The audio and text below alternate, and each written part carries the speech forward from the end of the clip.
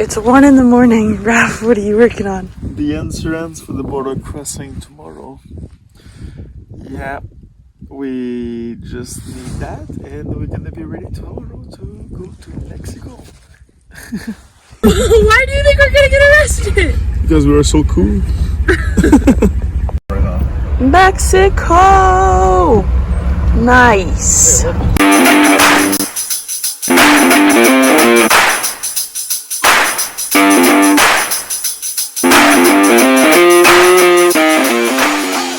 We made it to Mexico! Yeah, woo! We wanted to. Sorry, it's very cold here. No, it's not. What are you talking about? Now I wanted to make a video and explain you guys what we did before crossing the border, the process during crossing the border, and what we needed to, like all the process. So we're gonna pass through what we learned and our experience during doing it. So let's start by what we make sure we have before the border crossing. So the first thing we did was make a photocopy scan of all the important documents we might need. So our passports, our driver's license, our insurance, photocopied, laminated them, and hid them in our safe, just so we always have a backup. Don't want to be stuck in a foreign country without those, and it's always good to have a backup. It makes it so much easier to get another one if for some reason your originals are stolen. We have a safe in the vehicle, like Chandra said. It's a small safe that we found a place in the truck to put it. So we put all the documentation in it, and we bought an AirTag. And what is cool with that is with the iPhone, it's a AirTag. Chandra knows every time of the day where the vehicle is. So we put that in the safe so that if the vehicle gets stolen or whatever, we know like where our documentation is and where the passport is, so we're not stuck in the country without it. Also, we put your documentation there. We put money inside a little bit, like it's like more like travel tips. We put money everywhere, so if something gets stolen, we have money back up everywhere. This is a good habit to have, like if you didn't do that already. In the vehicle, we put copy of passport, driver license. Driver license, we laminate it. So if we get pulled over, we can give it to them. We don't need in Mexico to give the card because they ask a bribs to give us back after that. So you're gonna just have to pay money, and we don't want that. So we give it just the copy, and it's good to go. But we didn't get pulled over yet, so touch wood or metal. So now insurance. A lot of people wonder. I was wondering before, so I make research, but nothing makes sense in Canada, and nothing makes sense until you do it. So they have a multiple of websites that sell insurance for Mexico, and us. We spend a month in Baja, but we will spend a month in Baja, California. So they have an insurance just for that. Or you can have insurance for the mainland. So we knew we will spend a month in Baja, so we start 30 days in Baja, California. I will put the website there. I look a lot of website that was the less expensive. That cost us maybe like 85 Canadian for the month for 30 days. Pretty cheap, very like basic insurance, but it's still insurance, so it's good. As a Canadian living in BC, you need to call ICBC. They're gonna downsize your payment if you payment, and they're gonna downsize the payment at the minimum they can do. And at the end, if I bring all the documentation of like when I enter the country, when I will leave the country, I can ask for a refund at the end. That's gonna take a while because it's ICBC, but we're gonna have it at the end, so it's cool. Another thing we had to do morning of before we crossed the border was get rid of all of our food. Jared's milkshake. We're trying to eat all the food that we can before we're throwing it all out, and I'm full AF. It's another thing that's just not worth the risk. We decided to try and eat all of it, which was filling for sure. But some people say, oh, it's fine, they won't check. But if they do, you're going to be in a ton of trouble. It's really not worth the risk. Get rid of all your food beforehand that you're not allowed to take across. So any fresh produce, meat, all of those things, that stuff is really easy to look up the exact guidelines. If you're wondering about a specific product, just Google it. Anyway, like it's the grocery is so cheap here, so like just don't risk it. Another thing you want to do before you cross the border is make sure you get some Mexican pesos. Emphasize before you cross the border. There's a currency exchange on basically every corner within a couple kilometers of the border. You want to get at least 640 pesos because that is the cost for the tourist visa, and you need to pay that in pesos at the border. So have the pesos beforehand once you get there. We also stuck this little Canada flag to the front of our car so nobody thinks we're American, because they apparently like Canadians better, but you didn't hear it from me. Americans are lovely sometimes. Hey Chandra, yeah? Where were you going this morning?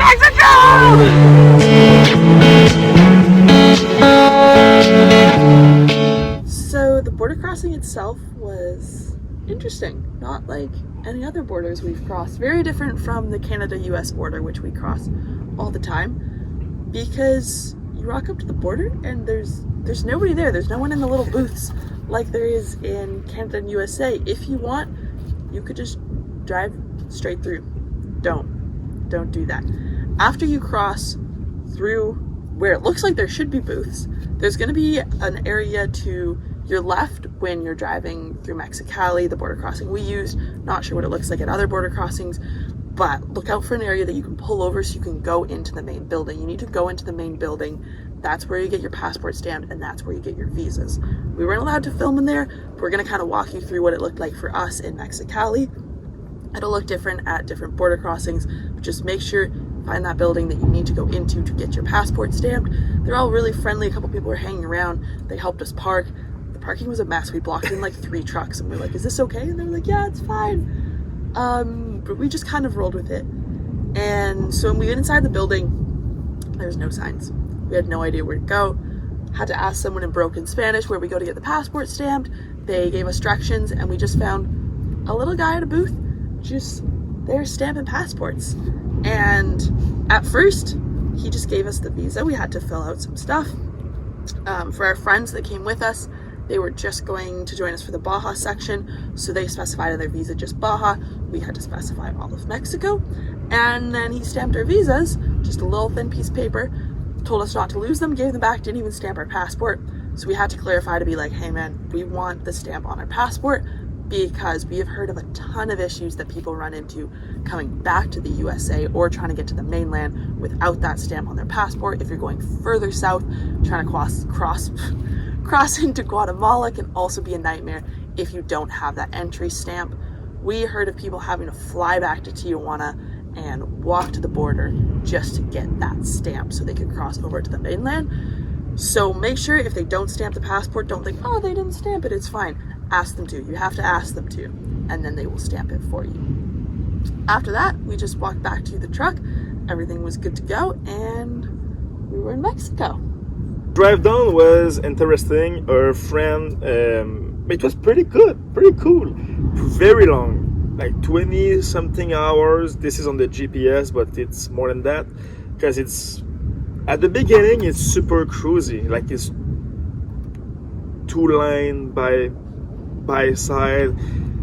It's cool, but after that, like more you go more down, and you go down and you go down. It's 1 line each side, and they have like big semi, so you can't very pass, excepting the Mexican. They are pretty reckless and good to drive reckless like that. I don't know how to say that. It's luck. They pass on blind corners. Yeah, like we just sometimes you get stuck for 2 hours in the same beside the same semi, and you're like, okay, like you enjoy the view, but like we were with friends. It was super chill, music. They have no reception during a big portion, self-service, sorry, during a big portion of the road. So just make sure you download on Google Map the map. You know, like before your itinerary, you know, like okay, they have gas there. Just to be sure that you're not trying to go at one place without reception and okay, what I do now that I'm in trouble. So just be prepared. Like always be prepared. Anyways, like when you do van life, it's like a tips. Always be prepared. Yeah. Another thing that is unusually common is for gas stations to just completely run out of gas along the drive. So be prepared for that. Even if you're at like 3/4 of a tank, if you pass a gas station, fill up. There are also sections where there's hundreds of kilometers with no gas station. We were pretty lucky. I think only one of the gas stations we stopped at was out of gas, and there was another one not that far. But if you're rocking at half a tank, you see a gas station go by that has gas, there's no guarantee that the next one, another 100 kilometers down the road, is going to have gas. So fill up. We brought a jerry can as well. We read that you aren't allowed to bring a jerry can full of gas over the border, so we filled it up on our first stop on the other side of the border.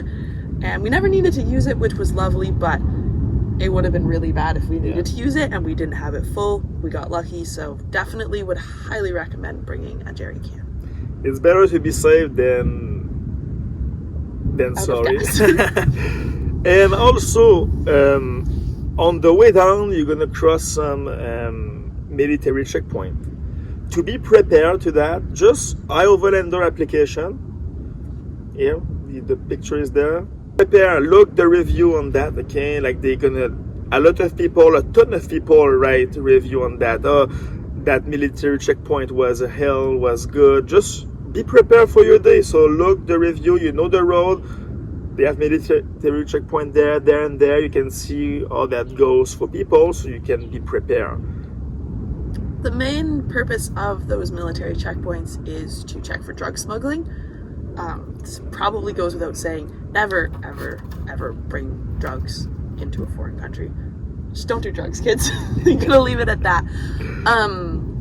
So yeah, you should have nothing to worry about since you don't have drugs on you, but there are some corrupt police. We were really lucky. Everyone went pretty smooth. They did check our vehicle to varying degrees of depth. Sometimes they just wave you through. Sometimes they rip apart your entire truck. But like we mentioned, there are some corrupt cops, and we heard a lot of reviews of them searching vehicles and stealing money, stealing wallets, stealing watches, stealing jewelry. So anytime we rocked up to a military checkpoint, we knew it was coming. We just took all of our cash that we had in like glove box or obvious places, and I just put it in my pockets just so that it was on me. It's a lot less harder for them to be like, oh, I'm just taking this when it's in your pockets, where they're rummaging through their glove box. It's really easy for them to just slide a bill into their sleeve. It's not super common. We were fine, don't worry about it, but it's better to be on the safe side than the sorry side. You never know. Just look out for yourself. You can't always trust everyone, even if they are wearing an official military uniform.